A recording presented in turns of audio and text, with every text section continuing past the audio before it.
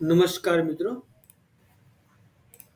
મિત્રો આજે આપણે શીખશું કે ભાડા કરારમાં અથવા તો ઓલ ઓવર ડોક્યુમેન્ટમાં સૌથી વધારે જે નવા અપડેટની ખાસિયત છે એ શું છે.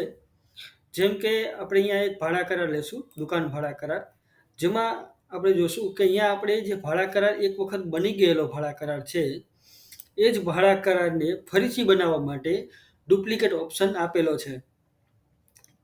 આ ડુપ્લિકેટ ઓપ્શનના માધ્યમથી આપણે આજે 16 તારીખે, જેમ કે આ 10 તારીખનું બનેલું છે, આજે આપણે 16 તારીખે એક નવી ફાઇલ એની ક્રિએટ કરેલી છે, જે અહીંયા બટન દબાવતાની સાથે ડુપ્લિકેટ તરીકે પસંદ થઈને અહીંયા આવેલી છે.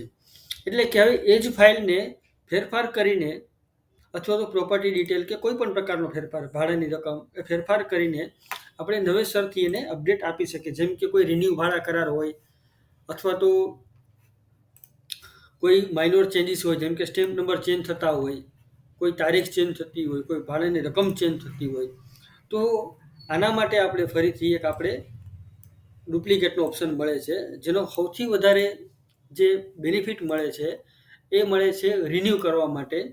જેમ કે એક ભાડા કરાર બની ચૂકેલો છે, એ જ ભાડા કરારને ફરીથી માત્ર ને માત્ર તારીખ ચેન્જ કરીને રિન્યૂ કરવાનો છે, તો એ આપણે અહીંથી કરી શકશું.